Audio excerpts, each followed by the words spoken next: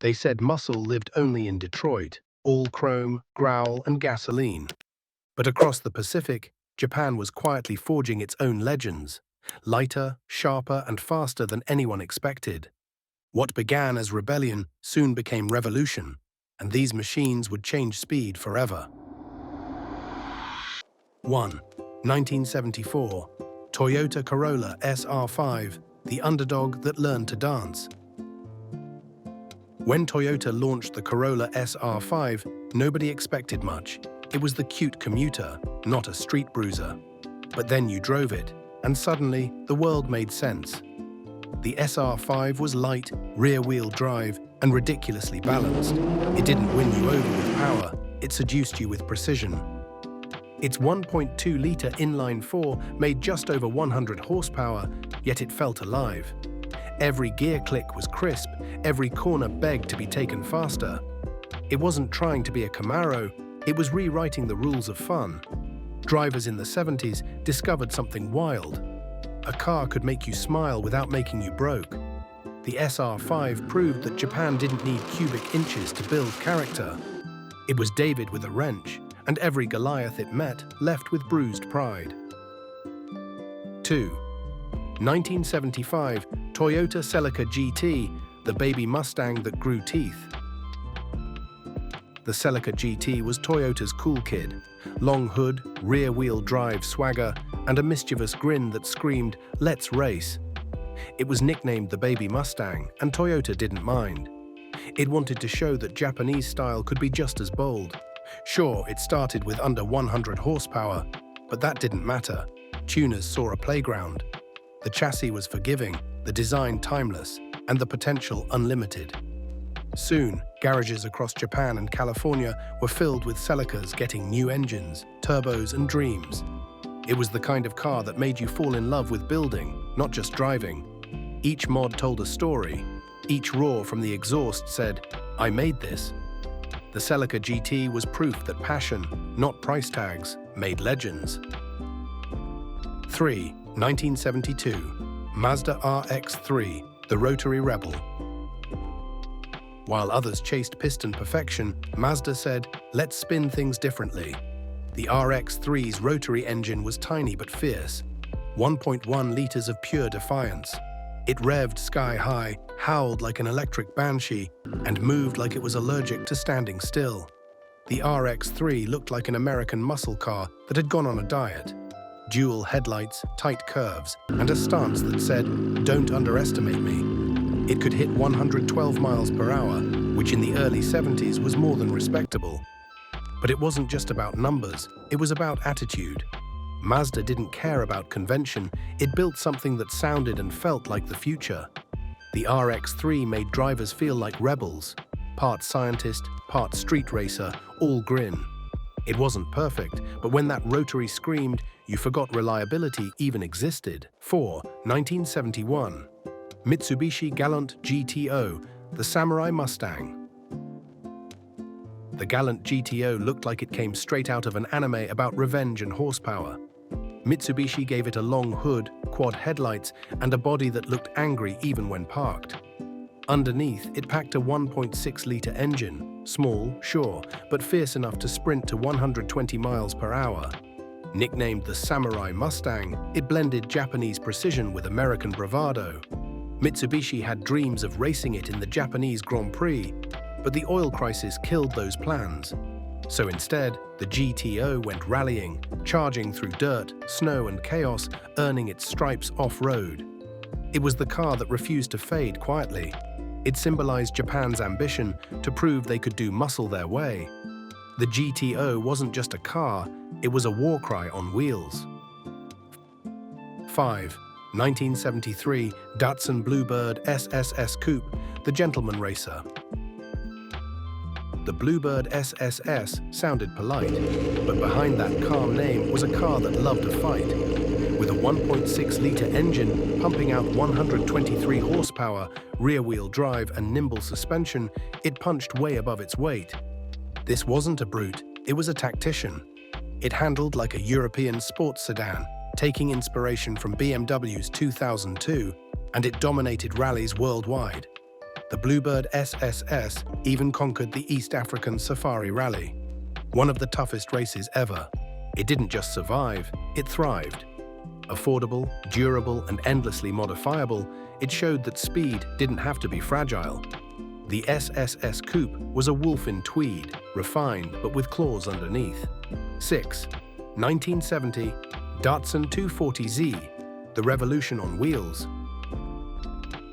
The 240Z was the car that made the world stop laughing at Japanese sports cars and start taking them seriously. When it rolled onto the scene in 1970, it didn't just make an entrance, it rewrote the script. Beneath its long, sculpted hood sat a 2.4-liter straight six, pushing out 175 horsepower. Numbers that didn't just impress, they shocked. Suddenly, the phrase "made in Japan" meant precision, style, and speed. The beauty of the 240Z wasn't just its performance, it was its philosophy. This was a sports car for the people, affordable, attainable, and absolutely thrilling to drive. 0 to 60 in 8 seconds, rear-wheel drive, and handling that made every corner feel like a dance move. It was freedom on 4 wheels, the kind that made everyday drivers feel like racing legends. And that design, pure art. The long hood, the fast back curves, the perfect stance, it gave off Ferrari energy without the Ferrari price tag. Racers loved it for its balance, tuners adored its potential, and enthusiasts fell in love with how it made them feel.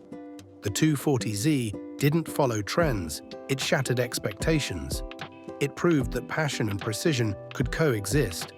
7. 1990, Nissan 300ZX, the future arrived. The 300ZX didn't just look futuristic, it was futuristic. When Nissan unveiled it in 1990, it felt like a spaceship had quietly landed on the showroom floor. With wind tunnel sculpted lines, pop-up headlights, and a 3.0-liter twin-turbo V6 producing 300 horsepower, it wasn't just a car, it was a flex. European exotics that once laughed at Japanese cars suddenly had a reason to check their mirrors. 0 to 60 in 6 seconds flat, a top speed north of 150 miles per hour, and handling so sharp it felt telepathic. The 300ZX wasn't built to be tamed, it was built to be mastered. Its multi-link suspension and precision steering made every corner feel like choreography. This was power meeting discipline, and it worked beautifully. Step inside, and the cockpit wrapped around you like something from a sci-fi movie. Digital gauges, ergonomic curves, and materials that screamed sophistication. It was comfortable enough for cruising, but capable enough to terrify anything foolish enough to line up beside it. The 300ZX wasn't just another fast 90s car, it was a symbol of how far Japan had come. It proved that performance didn't need a European passport. And today, when one glides by, it still turns heads, like a glimpse of a future that actually happened. 8. 1991, Mitsubishi 3000 GT VR4, the sci-fi supercar.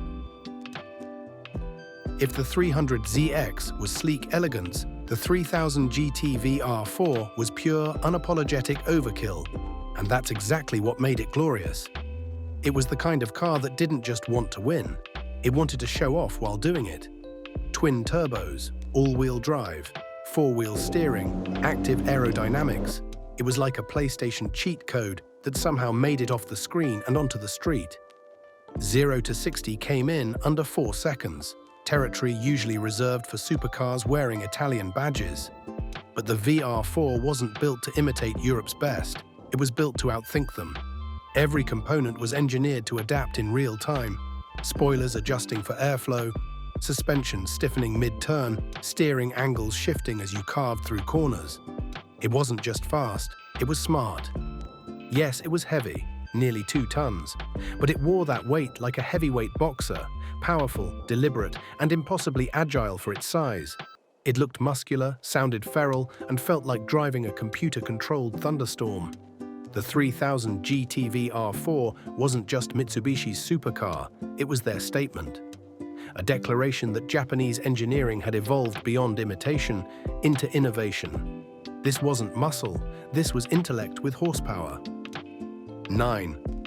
1973, Nissan Skyline 2000 GTR. Kenmeri, the Holy Grail. Few cars carry mythology like the Kenmeri GTR. Born in 1973, it wasn't just another Skyline, it was the bridge between eras, the car that turned family sedans into legends. Its name came from a wholesome TV ad featuring a young couple, Ken and Mary, but beneath that sweet image was a machine with fire in its veins. Only 197 units were ever made, each one now treated like a holy relic in the world of JDM culture. Under the hood, a 2.0-litre inline-six produced 160 horsepower. Modest by today's standards, but in its time it was thunder. The car's balance, sound and raw feel made it a driver's dream. Its wide fenders, deep stance and fastback profile gave it an unmistakable silhouette, half art, half weapon. You didn't just see a Kenmeri, you felt it. This was the moment Japan's performance identity solidified. The Kenmeri connected the humble sedans of the 60s to the ferocious Skylines that would dominate decades later, R32, R33, R34, and beyond. Without this car, the GTR bloodline wouldn't exist. The Kenmeri didn't just start a dynasty, it defined what it meant to have soul beneath steel. Japan didn't just copy the muscle car playbook, they rewrote it in their own language. So if this ride through Japan's fastest icons lit a spark in you, drop a comment with your favorite, hit that like button and buckle up. Because Japan's story of speed is still being written,